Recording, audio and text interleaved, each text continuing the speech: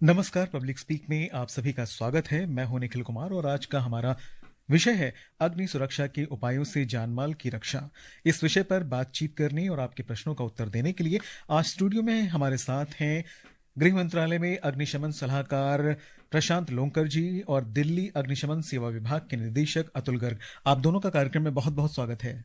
धन्यवाद निखिल जी। और श्रोताओं, अब हमें आपकी फोन कॉल्स का इंतजार है। स्टूडियो की फोन लाइंस खुल चुकी हैं। आप हमारे स्टूडियो के नंबर 011 यानी दिल्ली का कोड 233-1444 और हमारे दूसरे नंबर 23421050 पर फोन करके अपने प्रश्न पूछ सकते हैं। आप हमारे Twitter handle @AIR News Alerts पर भी #AskAIR के जरिए अपने क्वेश्चंस पोस्ट कर सकते हैं। ये कार्यक्रम हमारे mobile app news on AIR और दूरदर्शन की DTH सेवा पर भी उपलब्ध है। आप दोनों का कार्यक्रम में एक बार फिर से स्वागत है। और अतुल जी, मेरा पहला प्रश्न आज का आपसे यह है कि अग्नि सुरक्षा का अर्थ क्या है, आग कैसे लगती है और आग लगने के बाद बचाव के लिए सबसे पहले क्या करना चाहिए? देखिए, आपने बहुत अच्छा सवाल पूछा कि आग कैसे लगती है। आग लगने के कई कारण हो सकते हैं। इलेक्ट्रिक सर्किट का कुछ डिफॉल्ट हो सकता है, ह्यूमन नेग्लिजेंसी हो सकती है, या कोई फिर आर्सन या एक्सप्लोजन हो सकता है। और तीनों ही केस में जो है सिचुएशन बहुत खतरनाक होती है और काफी भयावह भी हो सकती है। आग लगने पे मेरा ये सभी श्रोताओं को ये संदेश है कि आपके पास जो भी फायर सर्विस हो, पुलिस है, जो भी है, सबसे पहले आप उसे कॉल करें। मतलब आप मदद की गुहार लगाएं सबसे पहले, फिर आग बुझाने की कोशिश करें। ये मैं इसलिए कहना चाहता हूँ, जितनी जल्दी आप जो मदद पहुंचाने वाली संस्था है उसको आप खबर कर देंगे, वो जल्दी पहुंचेगी, क्योंकि रास्ते में टाइम भी लगता है, ट्रैफिक भी होता है। और उसके बाद आप खुद को बचाएं, आग को बुझाने की कोशिश करें। जो भी आपके पास संसाधन है उसका यूज करके आग को बुझाएं। अगर आप पहले आग बुझाने की कोशिश करते हैं और फिर बाद में मदद बुलाते हैं जब आग बड़ी हो जाती है, तो उसमें फिर जो है थोड़ा डिले हो सकता है और आग को बढ़ने में 2 से 3 मिनट में ही आग काफी भयावह हो जाती है। तो इसलिए सबसे पहले आप मदद के लिए गुहार लगाएं, कॉल करें, जो भी सुविधा आपके पास हो, और फिर आप आग बुझाने की कोशिश करें। और इस बीच आज के हमारे पहले कॉलर दिल्ली से राकेश तेवतिया जी हमारे साथ जुड़ चुके हैं। राकेश जी, कार्यक्रम में स्वागत है। आपका प्रश्न पूछिए। धन्यवाद सर। धन्यवाद जी, प्रश्न पूछिए। सर करूँ मैं क्वेश्चन अपना? बिल्कुल बिल्कुल।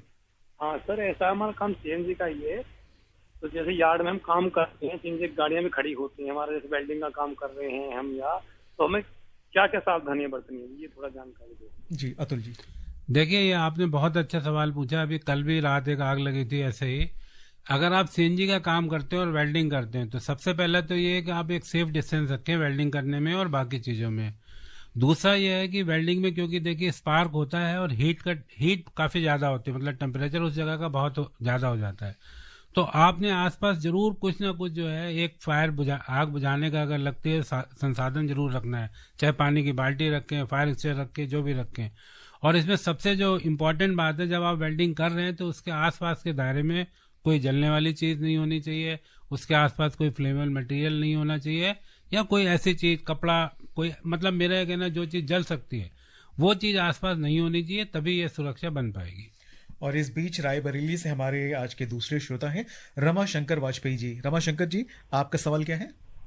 हमारा सवाल ये है कि सर, जिस तरह देहातों में बड़ी दूर दूर कहीं भी फायर ब्रिगेड का इंतजाम नहीं होता और कभी कभी फायर ब्रिगेड आते भी है तो उनमें भी पानी नहीं है और स्थानीय जगहों में भी पानी नहीं होता, उस समय क्या किया जाए? जी, प्रशांत जी आपके इस प्रश्न का उत्तर देंगे। नमस्कार रविशंकर जी, रमाशंकर जी, बहुत अच्छा सवाल पूछा। एक्चुअली सरकार में, केंद्र सरकार में ये हमारा सबसे इम्पोर्टेंट विषय है। जो सवाल आपने पूछा उसके लिए हम बहुत ज़्यादा प्रयास कर रहे हैं।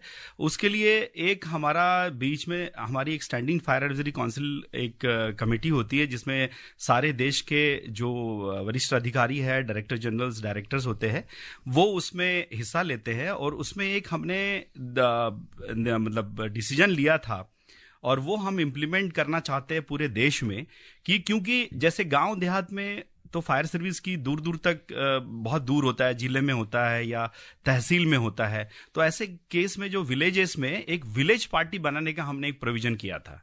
विलेज पार्टी में ये है कि जो भी आपकी ग्राम पंचायत है, वो ग्राम पंचायत जो आपका नियरेस्ट फायर स्टेशन है, डिस्ट्रिक्ट फायर स्टेशन है, उनके पास जाए और वो लोग वहां पे गांव में आके आपके गांव में जो 30-40 लोग होंगे उनको एक ट्रेनिंग दे, बेसिक ट्रेनिंग। और उसके लिए जो सामान चाहिए बेसिक फायर फाइटिंग के लिए, जो भी सामान चाहिए वो आपके पास अवेलेबल है, उसकी आपको ट्रेनिंग दे और आपको आत्मनिर्भर बनाए।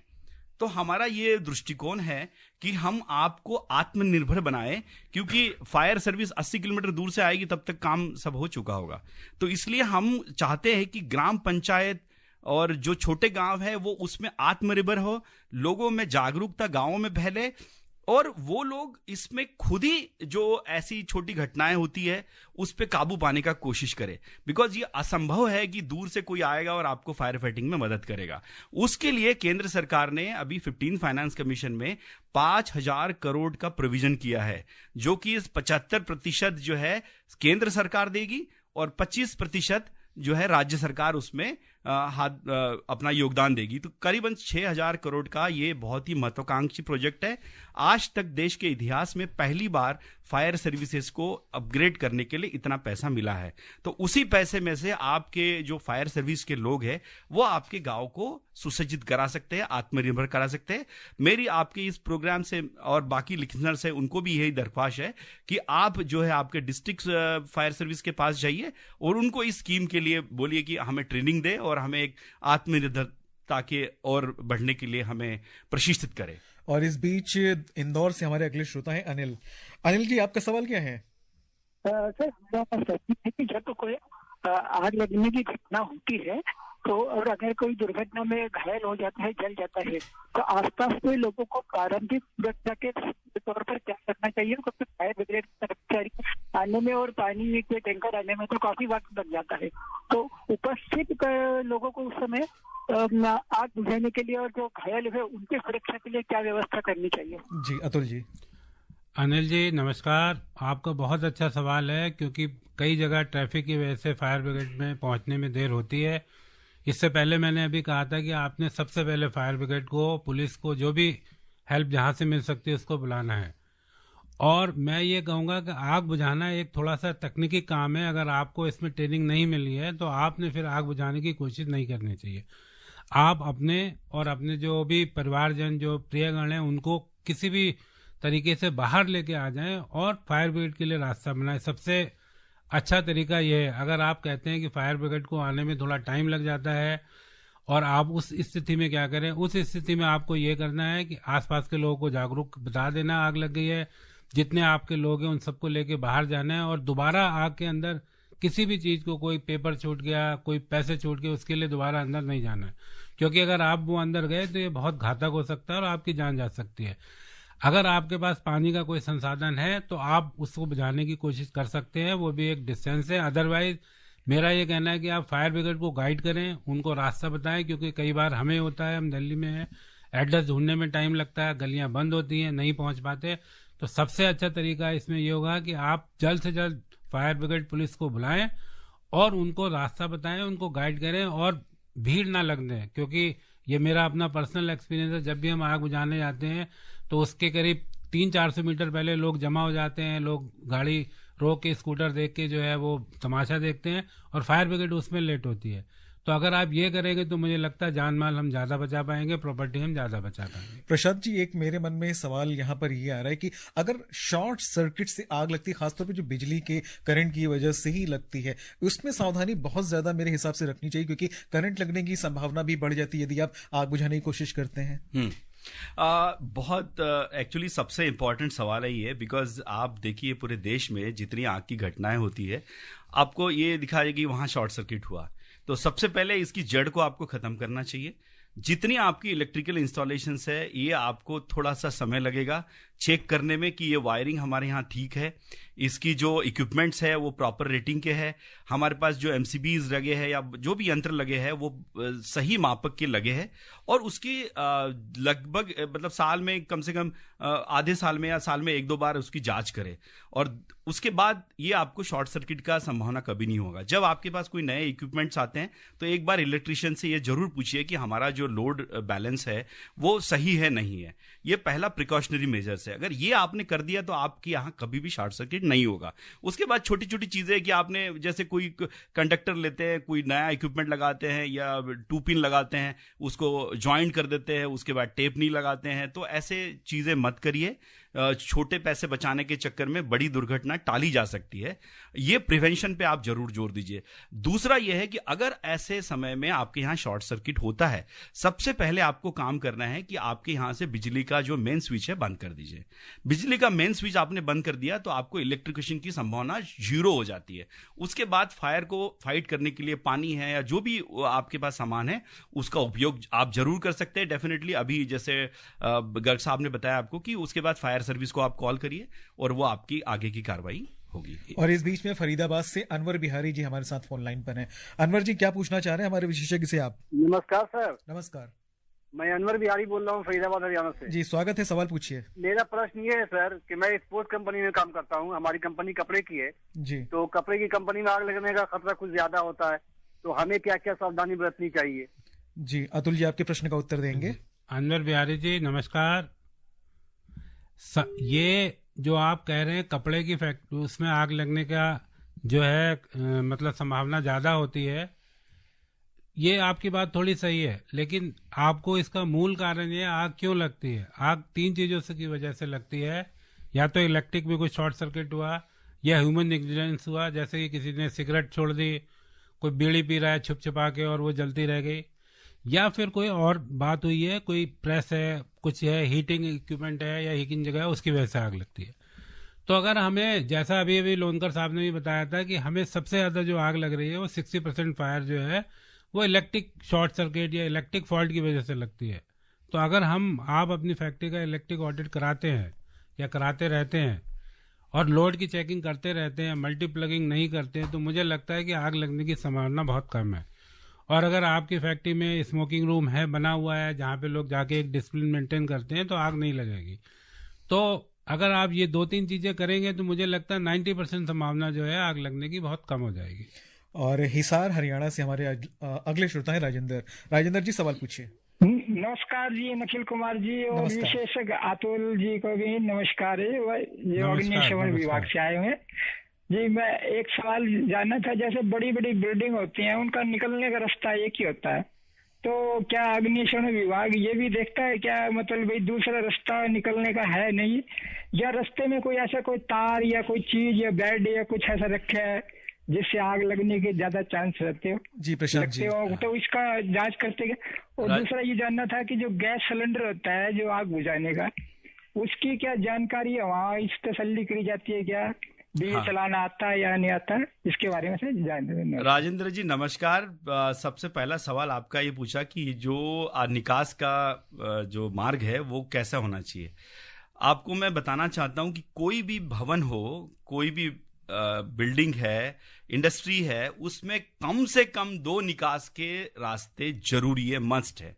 और फायर ब्रिगेड के रूल्स में ये मैंडेटरी है कि 2 निकास के रास्ते जरूरी है। बट अब होता क्या है कि जैसे कई जो पुरानी बिल्डिंग्स है, पुराने घर है, वहां पे एक ही रास्ता होता है, तो ये बिल्कुल ठीक नहीं है। आप जितनी अभी हैदराबाद में एक्सीडेंट हुआ था, 17 लोगों की जान गई, एक अभी सातारा में बीच में एक्सीडेंट हुआ था, तो ऐसे, या फिर हमारे यहाँ मुखर्जी नगर में दिल्ली में एक एक्सीडेंट हुआ था, तो जितनी सारी एक्सीडेंट्स जी होती है ये बहुत छोटे एरिया में होती है, संकीर्ण एरिया में होती है।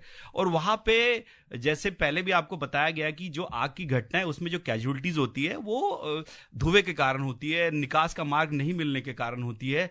तो निकास सबसे इंपॉर्टेंट एरिया है, सबसे इंपॉर्टेंट साधन है, क्योंकि अगर आग की घटना होती है तो आपको बाहर निकलना है। अब बाहर निकलने के लिए निकास का रास्ता ही नहीं है तो आप कैसे करेंगे?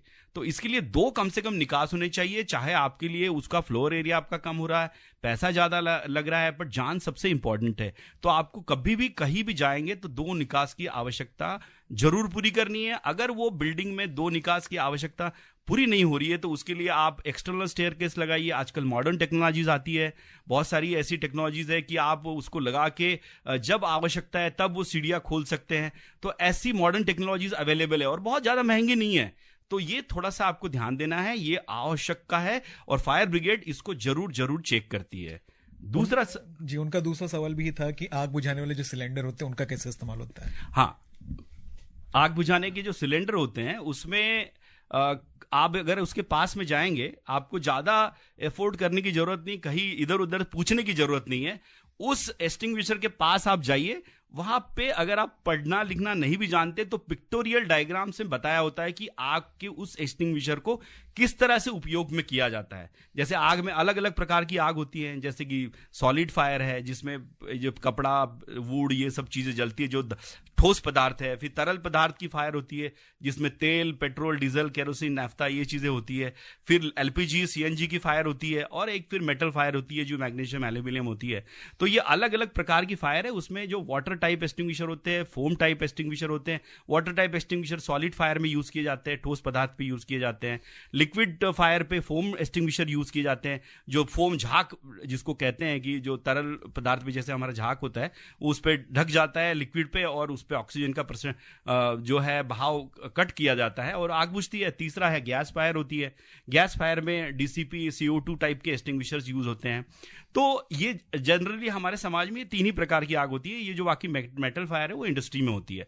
तो आप किसी भी एक्सटिंग्विशर के पास में जाएंगे, उस पे ये पिक्टोरियल डायग्राम में आपको दर्शाया जाता है किस तरह से आपको आग बुझानी है। एक बार आप उसके पास में जाके बस 10 मिनट आप देख लीजिए, 5 मिनट देख लीजिए, आप नॉलेज इज द मतलब सक्सेस और नॉलेज इज एनलाइटमेंट, तो आपको पता चलेगा किस तरह से उपयोग होता है। और दिल्ली से हमारे अगले श्रोता NP सिंह जी हमारे साथ फोन लाइन पर हैं, सवाल पूछिए। सभी पैनलिस्ट को मेरा नमस्कार जी। नमस्कार। मेरा ना मतलब एक गोडाउन है 100 स्क्वायर फीट का, तो उसमें अब जैसे सॉलिड फायर का ही है सारा मटेरियल, लेकिन हम उसके लिए हम कितनी क्या कहते हैं फायर एक्सटिंग्विशर का कितनी कैपेसिटी का होना चाहिए। बाकी क्वेश्चन तो यही था कि वो कौन कौन सी फायर होती है, वो आपने पहले ही बता दिया। और दूसरा है कि हमारी फैक्ट्री में बॉयलर है, तो बॉयलर के लिए जैसे कोई फटने का बड़ी घटना हो जाती है तो हमें उस बॉयलर के प्रिकॉशन के लिए क्या चीजें हम अपने पास अपनी सुरक्षा के लिए कर सकते हैं। मेरे 2 क्वेश्चन का जवाब दे दीजिए। हाँ, तो पहला आपने सवाल पूछा कि बॉयलर का, सॉलिड फायर के बारे में पूछा था। सॉलिड फायर के बारे में मैंने आपको बता ही दिया है कि सॉलिड फायर आपके यहाँ पे, जो आपने ये नहीं बताया मुझे कि वहाँ पे क्या आपने रखा है। सॉलिड क्या है? सॉलिड तो बहुत सारी चीजें, कपड़ा भी है, लकड़ी भी है, बहुत सारी प्रकार के सॉलिड्स है। तो सॉलिड कौन सा है, वो कौन सा फ्लेमेबल कैटेगरी में आता है? अलग अलग प्रकार की फ्लेमेबल कैटेगरी है। बट जैसे कि आपने नहीं बताया, मैं आपको एक जनरल आइडिया देता हूँ कि अगर कोई भी सॉलिड पदार्थ है जो जलने वाला है, तो पहले तो आप उसको किस तरह का है वो, मतलब आप जैसे बताएंगे तभी हम बता पाएंगे। बट एक जनरल उसका रूल है कि आप उसी अगर जलने वाली चीज है उसको आइसोलेट करिए।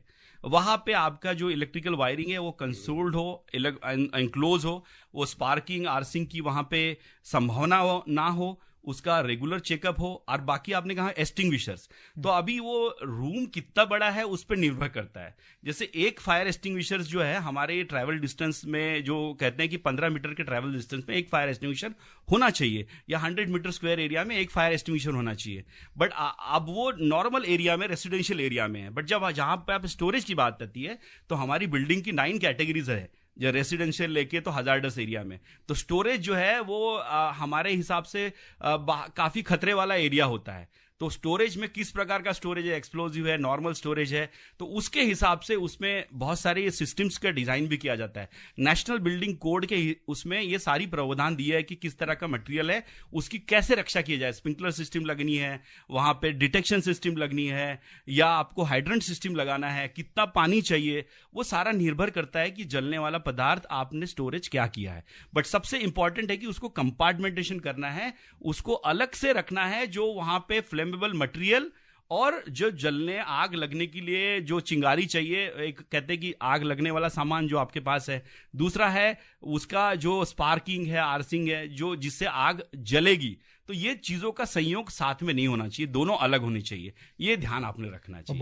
बॉयलर के बारे में आपने जो पूछा, ये अपने आप में बहुत बड़ा सब्जेक्ट है। मैकेनिकल इंजीनियर्स इसमें काफी प्रकाश डालेंगे। बट बॉयलर्स में आपका एक अपने आप में पूरा एसओपी होता है, स्टैंडर्ड ऑपरेटिंग प्रोसीजर होता है। जब भी बॉयलर इंजीनियर्स आपके पास आते हैं इंस्टॉल करने के लिए, तो उसका एक सेफ डिजाइन प्रेशर होता है, उतना ऑपरेटिंग प्रेशर होता है, उसकी जो टेस्ट होती है अलग अलग प्रकार की, और उसमें प्रेशर रिलीफ वाल्व होता है, वो इतने प्रेशर पे और इतने टेम्परेचर पे ही वो काम करना चाहिए। उसके ऊपर अगर वो प्रेशर चला जाता है तो बॉयलर फटेगा। तो वो आपको मॉनिटर करना है, आपके पास कंट्रोल रूम होनी चाहिए, आपकी स्टैंडर्ड ऑपरेटिंग प्रोसीजर्स डिफाइंड होनी चाहिए कि आपका बॉयलर काम कर रहा है तो आपने क्या क्या पैरामीटर्स चेक करने हैं, उसका टेम्परेचर कितना जा रहा है, उसका प्रेशर कितना जा रहा है, वहां पे आसपास लोग क्या काम कर रहे हैं, वहां पे वायरिंग कैसी है, रेगुलर मेंटेनेंस उसका हो रहा है कि नहीं हो रहा है, रेगुलर प्रिवेंटिव मेंटेनेंस आप उसका कर रहे हैं कि नहीं है। तो हर रोज उसका प्रिवेंटिव मेंटेनेंस होता है, वो आपने किया है, उसमें जो चेक्स है वो चेक्स एंड बैलेंसेस आपने किए हैं। आपका जो प्रेशर रिलीफ वॉल है वो सही काम कर रहा है नहीं कर रहा है, पता चला कि आपका वो प्रेशर रिलीफ वॉल कंपनी ने बैठाया, फिर 2 साल बाद आपने उसका उपयोग किया और वो कभी आपने उसका उपयोग नहीं किया। तो ये सारी चीजें आपको चेक करनी है।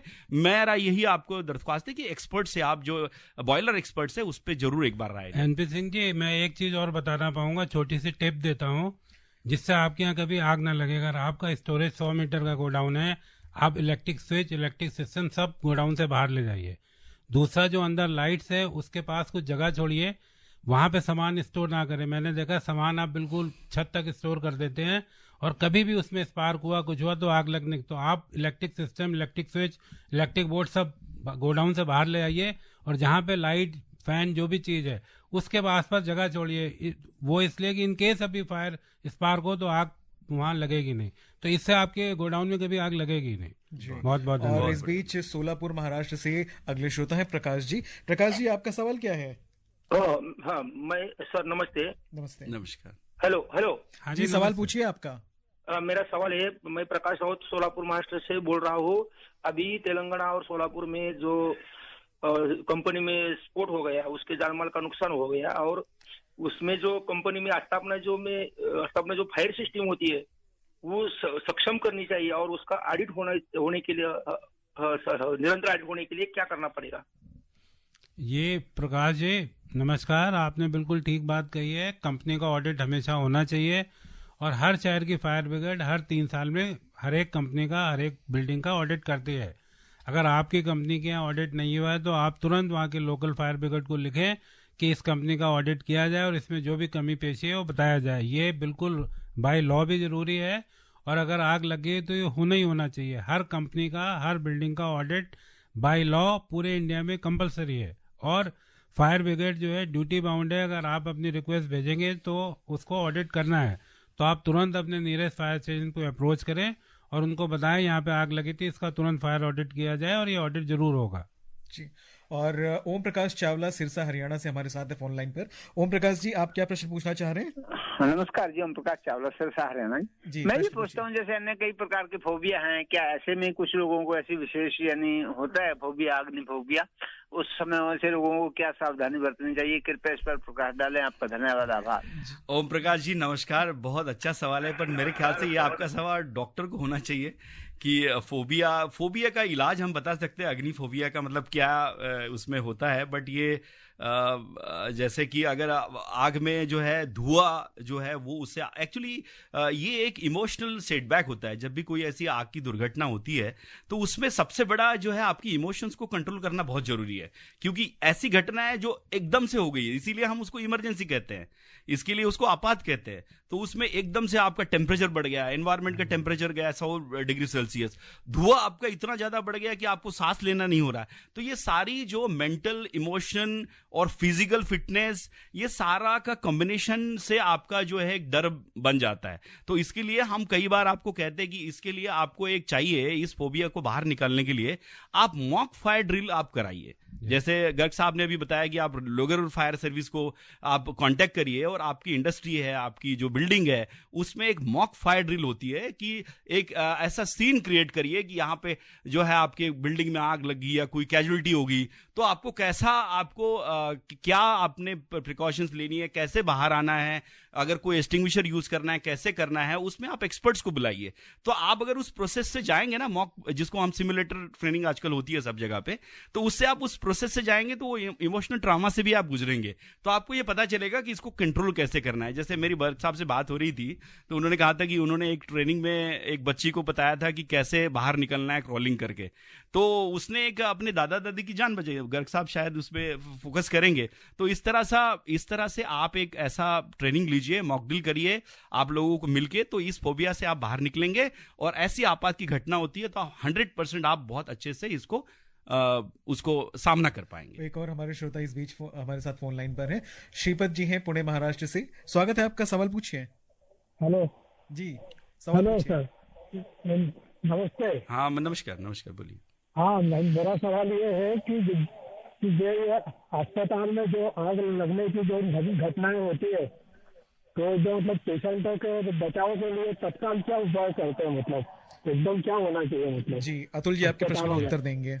श्रीपद जी नमस्कार। देखिए, जो भी अस्पताल होते हैं, क्योंकि अस्पताल में पेशेंट होते हैं जो चल नहीं सकते, हार्ट पेशेंट होते हैं, तो उसमें ये नॉर्मली हर अस्पताल में होता है कि कंपार्टमेंटेशन होता है। मतलब अस्पताल को कई भागों में बांटा जाता है। आग लगी तो हम तुरंत उस दूसरे एरिया में जो सुरक्षित एरिया है उसमें उसको शिफ्ट कर दें, क्योंकि आप समझ सकते हैं अगर कोई पेशेंट आईसीयू में है, हार्ट पेशेंट है, तो उसको बाहर निकालना बहुत मुश्किल काम है। और इमीडिएटली मान लीजिए वहाँ पे पेशेंट ज़्यादा है तो एक पेशेंट को निकालने में 4 आदमी लगेंगे उसको उठा के अगर आप ले।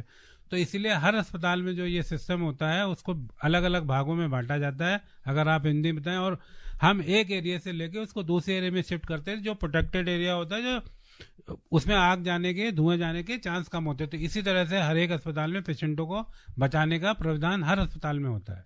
और शिमला से राकेश जी हमारे साथ है फोन लाइन पर। राकेश जी आपका प्रश्न क्या है? सर मेरा एक प्रश्न है, जैसे कि जंगल में आग लगती है, कोई माचिस की तीली फैलता है, तो उसका प्रबंधन कैसे करें? जी हाँ प्रशांत जी, आपका बहुत अच्छा सवाल है शिमला से राकेश जी। सबसे पहले नमस्कार आपको। जंगल में आग जो है ये भारत सरकार के संज्ञान में भी काफी गंभीर मसला है, और इसमें बहुत सारे कार्यक्रम हम लोग करते हैं एनडीएमए के साथ मिलकर, नेशनल डिजास्टर मैनेजमेंट अथॉरिटी के साथ में, और एक काफ़ी बड़ा प्रोग्राम हमारा चलता है। और इसमें जो है कि एक हमारा एक सिस्टम है, सैटेलाइट सिस्टम है, तो उसमें एक जो फॉरेस्ट सर्वे ऑफ इंडिया का एक अत्याधुनिक केंद्र है, तो उसमें अगर ऐसी कोई घटना घटती है, जंगल में आग लगती, तो सैटेलाइट के माध्यम से उनको पता चल जाता है कि इस एरिया में यहाँ पे टेम्परेचर डेवलप हुआ है, हीट डेवलप हुई है। तो वो सिग्नल आपके लोकल फायर ब्रिगेड्स को, या मतलब लोकल जो रेंजर्स है या गार्ड्स है, वहां पे वो जाता है और उसके बाद इस पे कार्रवाई की जाती है। ऐसा जंगल की जो आग है वो अपने आप में बहुत बड़ी और भयावह है, which is very difficult to control by human efforts. तो उसके लिए कई सारे बहुत महंगे इक्विपमेंट से, हेलीकॉप्टर से, एरोप्लेन से फायर फाइटिंग भी करते हैं। बट जो देसी, मतलब जो हमारा जो नॉर्मल तरीका है, उसमें एक हम फायर लेन बनाते हैं। तो फायर लेन कैसा बनाते हैं कि कुछ जगह छोड़ के उसके बाद एक जगह को बैरन करते हैं, वहां पे कोई जलने वाला पदार्थ या लकड़ी ऐसा नहीं होगा, उसको साफ कर देते हैं। तो उस जगह तक वो फायर आती आएगी, जल्दी आएगी, और उसके बाद आगे नहीं बढ़ेगी। उसको फायर लेन के प्रकार से समझते हैं, तो ताकि वो आग आगे नहीं बढ़ेगी। ये एक सबसे बड़ा काम करते हैं। उसके बाद दूसरा सरकार ने ये किया है कि ऐसी जो घटनाएं घटती है उसके लिए हमने एक टीम्स बनाई है अलग अलग जगह पे, जैसे कि बहुत डीप फॉरेस्ट में उन लोगों को स्कूलों में वॉलंटियर्स बनाए हैं, उनके पास मोबाइल एप्लीकेशंस दी है, और ऐसी कोई घटना आती है तो तुरंत उस एप्लीकेशन पे डाल के वो उसको कर सकते हैं। धन्यवाद। और ओडिशा से पद्मलोचन जी हैं। पद्मलोचन जी जल्दी से आपका सवाल पूछिए। सर मैं यही पूछना चाह रहा हूँ, नमस्ते दोनों एक्सपर्ट को। सवाल पूछिए। हमारा जो फायर एक्सटिंग्विशर जो गैस होता है, उनको ज्यादा प्रोडक्शन करके उसको जो ये फायर होता है उस जगह पर यूज करने से फायर भी कम हो सकता है। जी अतुल जी। जी देखिए, ये आप कह रहे हैं गैस बुझाने के प्रोडक्शन को ज्यादा यूज करने से आग नहीं बुझता है। आग आपका तभी बुझा सकता है जब आप ट्रेंड हो, आपको ट्रेनिंग हुई हो और आप प्रिकॉशन लेंगे, क्योंकि अगर आग लग जाती है तो फिर वो उसको बुझाना बहुत मुश्किल काम होता है और आपको बहुत वॉल्यूम ऑफ वाटर, बहुत वॉल्यूम ऑफ गैस लगता है। देश में प्रोडक्शन की कोई कमी नहीं है, देश में हम लोग एक्सपोर्ट भी करते हैं, तो देश में फायर बुझाने के साधन समुचित है। इसमें कोई घबराने वाली बात नहीं है कि देश के पास साधन नहीं है, पर आग बुझाने के लिए आपको की ट्रेनिंग, आपका जागरूक रहना, आपके प्रिकॉशन लेना बहुत जरूरी है। तो श्रोताओं, एक नई मुलाकात के वायदे के साथ इजाजत दीजिए निखिल को कार्यक्रम पब्लिक स्पीक यहीं पर संपन्न करने की। हम फिर मिलेंगे अगले सोमवार रात 9:30 बजे। नमस्कार।